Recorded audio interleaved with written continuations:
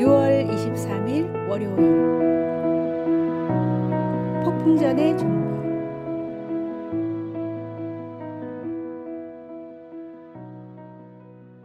농장을 믿고 맡길 수 있는 직원을 구하던 농부가 있었습니다. 지원자 중에 한 지역 유지의 추천장을 들고 온 남자가 있었는데 거기에는 이렇게 쓰여 있었습니다. 비바람이 몰아쳐도 마음 놓고 잠을 자는 사람. 이 내용이 칭찬인지 경고인지 알 수 없었지만 인상이 좋아 글을 채용했습니다. 일주일 후 갑자기 밤에 거센 폭우가 내리기 시작했습니다. 농부는 놀라 밖으로 뛰어나가 직원을 찾았지만 보이지 않았습니다.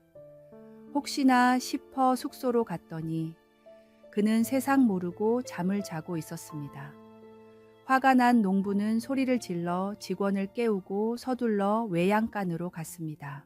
그러나 놀랍게도 수로는 안전하게 파여 있었고 구멍 난 지붕도 말끔하게 수리되어 있었습니다.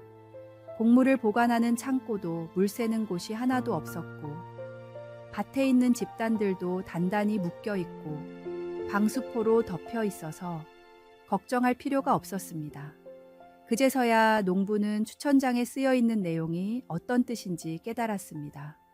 진정한 안식은 게으름에서 오는 것이 아니라 미리 준비하고 대비한 자에게 주어지는 축복입니다. 깨어있을 때 최선을 다해 준비하고 모든 일에 성실하게 임하는 사람만이 어떤 위기가 닥쳐와도 마음 놓고 쉴 수 있습니다. 오늘의 말씀. 내 빈궁이 강도같이 오며 내 곤핍이 군사같이 이르리라. 오늘의 만나. 기초를 튼튼히 다지고 말씀으로 무장하며 기도로 깨어있는 삶을 살아가십시오. 오늘 할 수 있는 일을 내일로 미루지 말고 주어진 모든 책임을 성실히 감당할 때 어떤 상황에서도 참된 평안을 누릴 수 있습니다.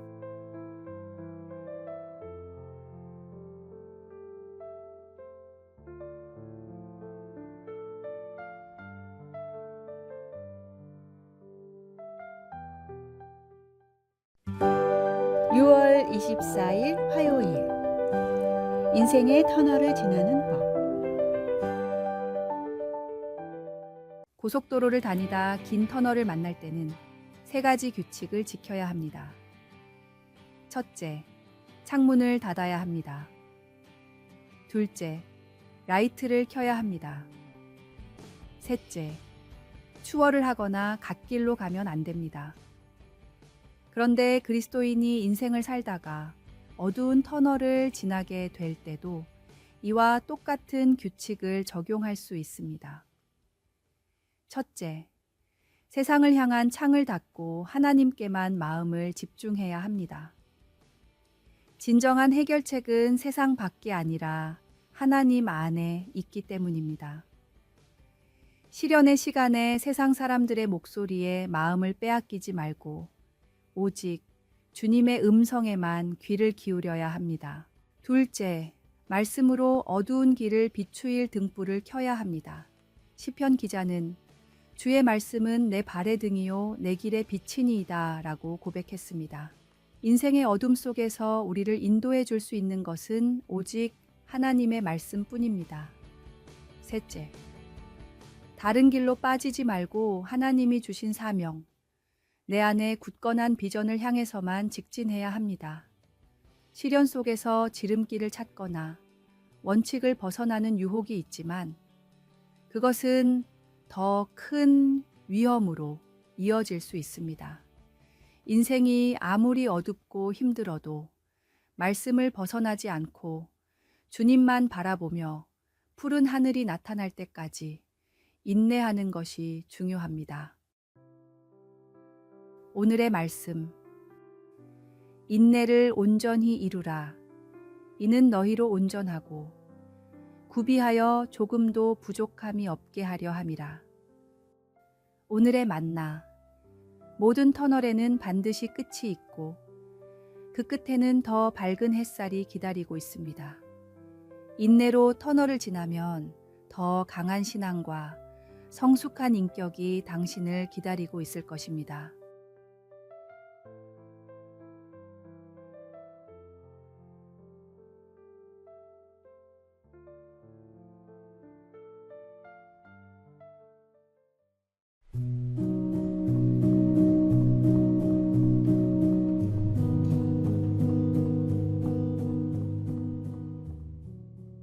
많은 교육 전문가들은 아이들이 어렸을 때 반려동물을 키우는 것이 좋다고 합니다.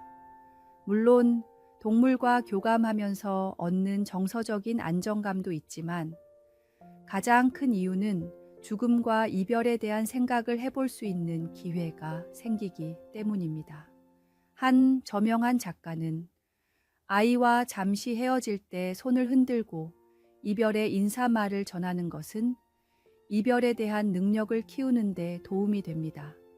어렸을 땐 잘 몰라도 커서 겪는 이별의 상황에서는 분명히 큰 도움이 됩니다. 라고 말했습니다.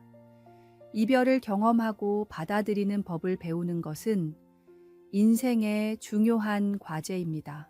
그러나 그리스도인에게 죽음과 이별은 세상 사람들과는 다른 의미를 갖습니다. 예수님을 믿는 우리에게 죽음은 끝이 아니라 새로운 시작이며 이별은 영원한 이별이 아닌 언젠가의 재회를 약속하는 잠시의 헤어짐입니다. 정말 사랑하는 사람들과 영원히 함께하기 위해서는 함께 예수님을 믿는 방법밖에 없습니다. 이것이 우리가 전도에 힘써야 하는 가장 근본적인 이유입니다. 죽음이 끝이 아니라 영원한 생명의 시작임을 알고 사랑하는 이들과 함께 그 영혼을 준비하는 마음으로 전도에 더 열심을 다하십시오. 오늘의 말씀. 이 썩을 것이 썩지 아니함을 입고 이 죽을 것이 죽지 아니함을 입을 때에는 사망을 삼키고 이기리라고 기록된 말씀이 이루어지리라. 오늘의 만나. 사랑하는 이들에게 복음을 전하는 일에 주저하지 마십시오. 주님 안에서 우리는 이미 영원한 생명을 얻었습니다.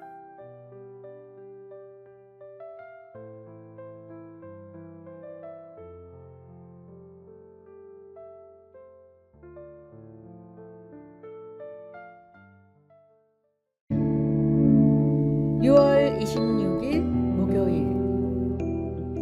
작은 관심에 큰 영향. 잦은 강도와 범죄로 무기징역을 선고받은 범죄자가 있었습니다. 같이 범죄를 저지르던 사람이 범행 도중에 살인을 했는데 옆에서 방조했다는 이유로 무기징역까지 받는 것은 너무하다고 생각한 그는 3년에 걸쳐 탈옥을 준비했습니다. 그는 너무나 치밀하게 준비하여 결국 탈옥에 성공했습니다. 온 경찰력을 동원하고 나중에는 군대까지 동원했지만 그를 체포하는 데 2년이 넘게 걸렸습니다.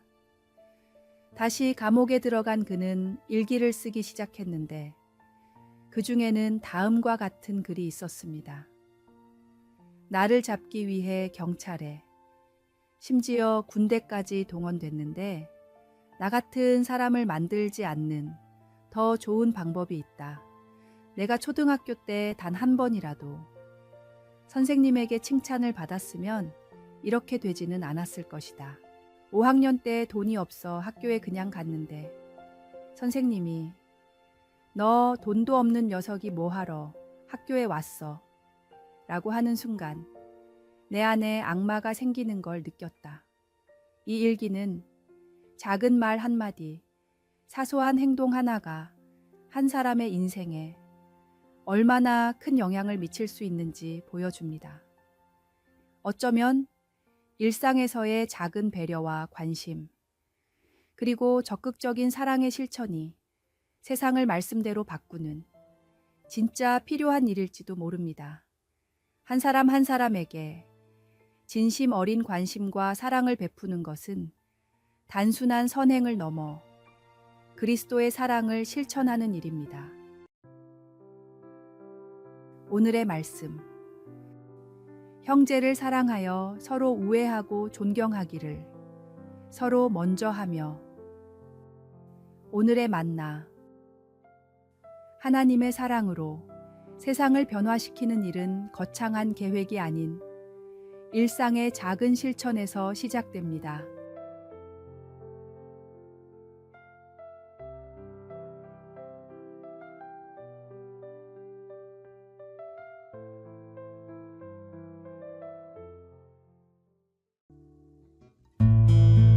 (6월 27일) 금요일.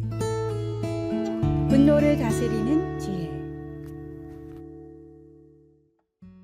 건강보험평가원에 따르면 분을 참지 못해 홧김에 폭력을 휘두르는 분노 조절 장애가 몇 년 새 40%나 급증하고 있다고 합니다. 현대 사회의 스트레스와 불안정한 환경이 많은 이들의 정서적 건강을 위협하고 있는 것입니다. 하버드 의대 박사는 평소의 관리로 이런 감정과 정서적인 어려움을 다스릴 수 있다며 5가지 방법을 권했습니다. 첫째, 일반적인 스트레스에 대한 반응을 관찰하십시오. 평소 스트레스에 대한 반응을 알아야 그 심각성을 깨달을 수 있습니다. 둘째, 자신을 소중하게 여기십시오. 자신을 소중히 여기는 사람은 다른 사람에게도 함부로 하지 않습니다. 셋째, 영혼에 유익한 일에 투자하십시오. 책을 읽고 음악을 듣고 기도를 하고 말씀을 묵상하는 일은 정서적으로 큰 도움이 됩니다. 넷째, 나를 지지하는 사람들을 자주 만나십시오. 나를 확실히 지지하는 사람과의 만남은 스트레스를 이길 수 있게 도와줍니다. 다섯째, 감사하는 마음을 생활화하십시오. 감사의 조건을 자주 찾을수록 내가 행복한 사람이라는 것을 느낄 수 있습니다. 감사와 평안이 마음에 없을 때 분노와 시기가 마음을 사로잡게 됩니다. 하나님의 말씀과 기도로 마음을 지키고 받은 은혜에 대한 감사와 주님이 주시는 평안으로 마음을 가득 채우십시오. 오늘의 말씀. 노하기를 더디하는 자는 용사보다 낫고 자기의 마음을 다스리는 자는 성을 빼앗는 자보다 나으니라. 오늘의 만나. 매일 감사할 일들을 적어보고 기도와 묵상의 시간을 통해 영적으로 충만해질 때 우리의 마음은 더 큰 평안과 기쁨으로 채워질 것입니다. 분노는 잠시지만 하나님의 평안은 영원합니다.